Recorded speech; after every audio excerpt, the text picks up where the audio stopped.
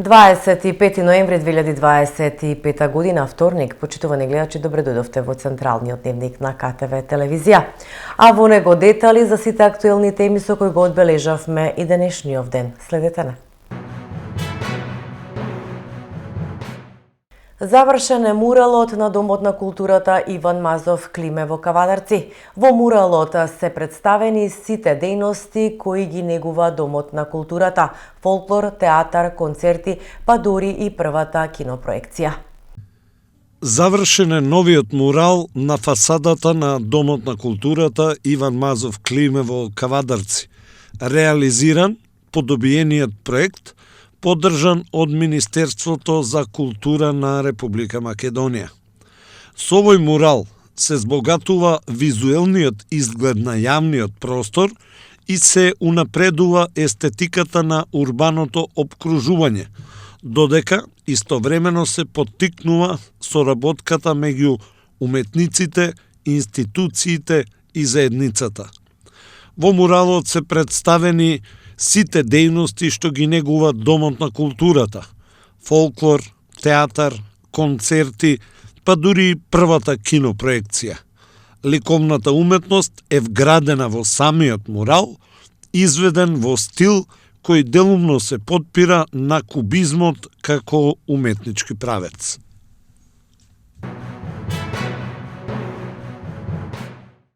Мој општинар и јавното предпријатие Комуналец Кавадарци спроведоа акција за чистење. Со помош на механизација и екипи на терен се отстрануваа помали новонастанати депонии и поголемо количество на отпад. Јавното предпријатие Комуналец Кавадарци во соработка со Мој општинар спроведе акција за чистење на повеќе локации низ градот. Со помош на механизација и екипи на терен се отстрануваа помали новонастанати депонии и поголеми количини на комунален отпад. Акцијата опфати неколку точки во градот, меѓу кои булевар Војвода Мишо Шкартов и улиците Ѓоре Брушански и Ристо Ѓондев. Целта е одржување на почиста и поуредна урбана средина и превенирање на идно создавање на диви депонии. Учениците од Неготинското музичко училиште Владимир Арсовски се вклучија во одбележувањето на неделата за грижа на стари лица. Тие им го разубавеа денот на сите во домот за грижа на стари лица Жана со своите инструменти и детски гласови. Денеска домот за нега на стари лица Жана од Неготино беше исполнет со посебна енергија и радост. Учениците од Општинското основно музичко училиште Владимир Арсовски приредија прекрасно гостување по повод одбележувањето на неделата за грижа на старите лица. Со своите инструменти, детски гласови и искрена желба да разубават нечи ден, тие создадоа атмосфера исполнета со благодарност и меѓусебно почитување, а со своето присуство донесоа радост, топлина и моменти кои што долго ќе се паметат. Привршува проектот за урбанизација во село Сиркова. Интензивно се работи на тампонирање на трасите и нивелација на шахтите. Со несмален интензитет продолжуваат интензивните комунални работи во населените места кои гравитираат на територијата на општина Росоман. Во Сирково во моментов се работи на тампонирање на трасите и нивелација на шахтите, како подготовка за финалните фази на проектот. Со ова темпо се очекува наскоро целосно комплетирање на проектот и подобрување на инфраструктурата за жителите на селото. До петок треба да следува исплатата за Мој ДДВ.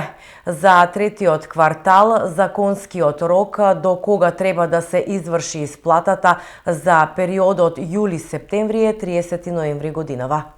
До крајот на овој месец, поточно до петок оваа недела, треба да биде исплатен повратот на ДДВ на граѓаните кои скенираат фискални сметки за периодот јули-септември. Исплатата на средствата за скенирани фискални сметки преку апликацијата Мој ДДВ се врши во рок од 60 дена по завршувањето на кварталот. За третиот квартал, јули-септември, законскиот рок до кога треба да се изврши исплатата е до 30 ноември 2025 година. Од Министерството за финансии појаснуваат дека системот за поврат функционира редовно, а доцнење најчесто се случува поради неточни или неажурирани податоци за трансакцијската сметка во Управата за јавни приходи. Мој ДДВ беше воведен во 2019 година, а максималниот износ кој можеше да се добие тогаш од скенирање фискални сметки изнесуваше 1800 денари. Потоа прагот се зголеми на 2100 денари. Пресконференција на председателот на владата Христијан Мицкоски. Македонскиот премиер говореше за мерката самовработување, за која се поднесени нешто повеќе од 6000 апликации. Денес е важен ден и важен чекор за корисниците на мерката за самовработување, да станат самостојни, да ја превземат инината во своји раце и да започнат сопствен бизнис. Како влада, силно веруваме дека економијата расте тогаш кога граѓаните имаат поддршка да создаваат, да иновираат и да стануваат предприемачи. Затоа мерката за самовработување како дел од оперативниот план е една од најатрактивните и најуспешните програми во државата. Оваа година го имаме најголемиот интерес досега. Стигнаа вкупно нешто повеќе од 6000 апликации, што е силен индикатор дека граѓаните имаат желба, знаење и самодоверба да изградат сопствен бизнис, а државата им стои зад грб со конкретна и рекордна финансиска поддршка. До овој момент се издадени 2916 ваучери за изработка на бизнис план, а оценети се 2681, при што 1140 се за млади до 29 години, 912 за лица над 29 години, а 629 за правни субјекти регистрирани како друштва со ограничена одговорност. Во моментот 2545 лица веќе се во процес на потпишување договори за грант, пошто ќе следи дводневната обука, што им помага посигурно да тргнат во предприемачките води. Од вкупно 6045 апликации, 3296 се од млади лица под 29 години, што посебно радува. Финансиската поддршка е значително зголемена, 7000 евра за лица над 29 години или 14000 евра ако се здружат во друштво со ограничена одговорност и 10.000 евра за млади до 29 години или 20.000 евра ако се здружат во друштво со ограничена одговорност. Ова не се само бројки, ова се нови бизниси што ќе отворат нови за нечиски работилници, IT стартапи, услуги, производствени мали фирми, нови можности за развој и за јакнување на целата економија. Мерката за самовработување е дел од оперативниот план за 2025 година, кој тежи над 2,5 милиарди денари или 40 милиони евра, што е за 7,5 милиони повеќе од минатата година и представува рекорден износ на поддршка. Со овој план во 2025 година ќе бидат офатени 16.507 лица. Најголем офат до сега, што е јасен доказ дека државата инвестира во најголемата сила што ја има, а тоа се граѓаните. Поради огромниот интерес, Министерството за економија и труд, заедно со Агенцијата за вработување, предложија ревизија на планот, при што се прераспределија дополнителни 300 милиони денари. Со тоа се додадува уште 161 милион денари обезбедени преку ребалансот на буџетот, само со една цел, ниту еден потенцијален предприемач да не остане без шанса. Ова мерка е истовремено и силен инструмент во нашата стратешка борба против невработеност. Наместо пасивни мерки и чекање на пригодни околности, ние ја менуваме филозофијата. Од држава која само обезбедува социјална поддршка, се претвараме во држава која создава можности, охрабрува личен напредок, поттикнува храброст и им дава на луѓето алатки за да станат самостојни. Само вработувањето создава работни места таму каде што нема големи фабрики. Отвара перспективи во руралните средини, ги активира младите, ги зајакнува жените предприемачи и им овозможува на секој со добра идеја да ја претвори во успешна економска приказна. Денес не потпишуваме само договори, денес потпишуваме нова енергија во економијата. Нови работни места, нови успешни приказни. Предприемачите се двигатели на економскиот развој. На нашата задача како влада е да ги отвориме вратите, да ја дадеме поддршката и да создадеме фер, стабилна и мотивирачка економска средина. Честитам на храброста и посакувам успех и уверувам, државата стои за секој еден чекор кој што го прават предприемачите. Судии и обвинители како Ѓоргиев и Мемети земаат мито и влијаат врз пресудите. Според ВМРО ДПМН, тие бараат плати и до 6.000 евра, а имаат само 2% доверба кај граѓаните. Судиите и обвинители како Наке Ѓоргиев и Иџет Мемети, кои земаат мито и влијаат врз судски пресуди, бараат плати и до 6.000 евра со само 2% доверба. Македонската јавност заслужува да знае кои се овие поединци од судската и обвинителската фела, кои се имплицирани во вакви судски пресуди со своите влијанија, а од друга страна со 2% доверба сакаат зголемување на платите. Група на поединци како Наке Ѓоргиев и Иџет Мемети, тогашни високи функционери во правосудството, беа фатени како земаат мито за да влијаат врз пресуда во вредност од 10.000 евра. А за ова кривично дело и двајцата се спогодија со судот, односно ја надиграа правдата. Со кое лице и како очекуваат од народот и граѓаните, луѓе како Ѓоргиев и Мемети, да бараат зголемување на и онака високите плати? Како народот да очекува правда, кога истите овие луѓе кои земаа по 10.000 евра мито, се спогодија со судовите? Како може народот да очекува правда и одговорност, кога кој е тој што ја гарантира независноста на оние судии и обвинители кои се спогодиле со Ѓоргиев и Мемети? Кој гарантира дека нема да влијаат истите и врз некои други предмети? На македонското правосудство му е потребен ремонт. Во судството и обвинителството не смее да има остатоци од оние кои ги бираа СДС и ДУИ. Корумпирани и криминални. Заради оваа група на поединци, честни и транспарентни судии и обвинители не можат да дојдат до израз.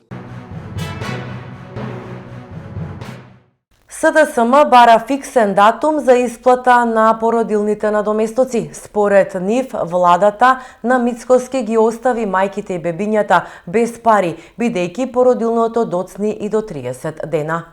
Почитувани, владата на Христијан Мицковски ги остави мајките и новороденчињата без основната сигурност што им следува по закон. Породилниот надомест доцни и до 20 дена, а има мајки кои чекаат и повеќе од 30 дена.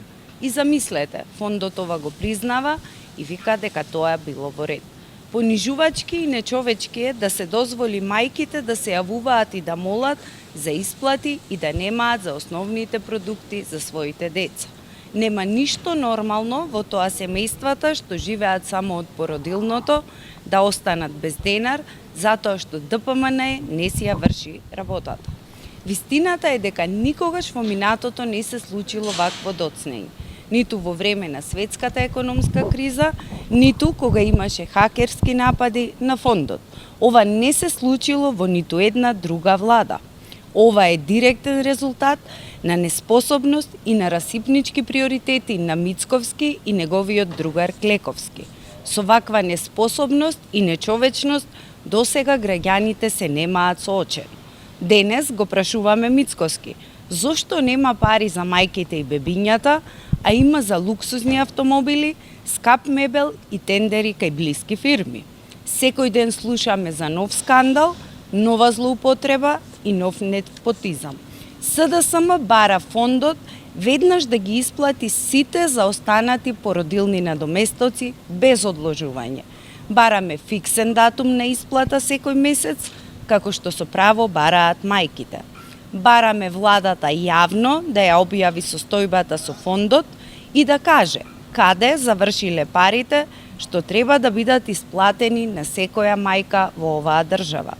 Дали е точно дека сите доцнења се заради неликвидноста на буџетот? СДСМ стои со овие жени. Ќе бидеме нивниот глас додека владата ги игнорира. Ќе зборуваме гласно се додека не се исполнат сите обврски кон секое новороденче и кон секоја мајка која денес се чувствува изневерена од државата.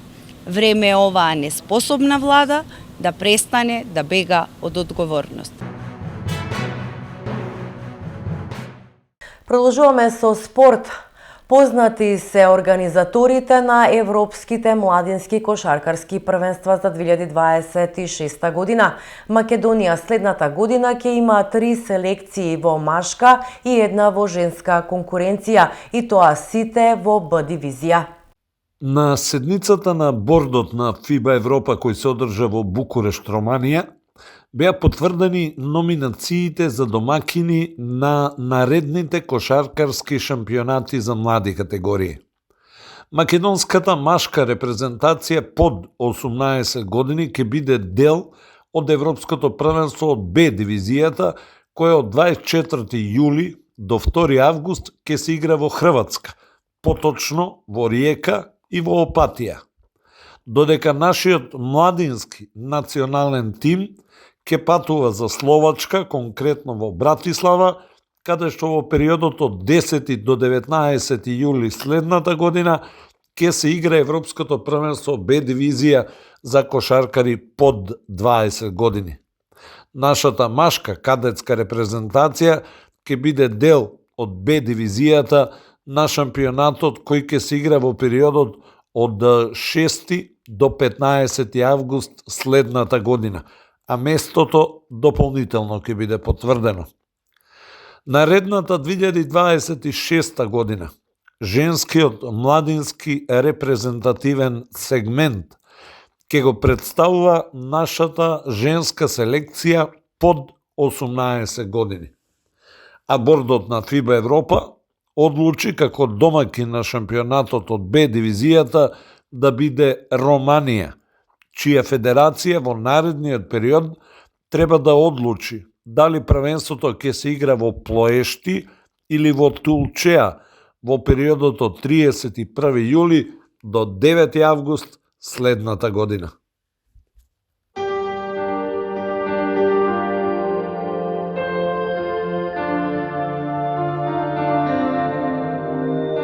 И пред самиот крај на дневникот да погледнеме какво време не очекува. Претежно облачно со повремени врнежи од дожд, локално на 25 литри на метар квадратен. Ке дува слаб до умерен наместа повремено засилен ветер од јужен правец. Температурата ќе се движи од 8 до 14 степени.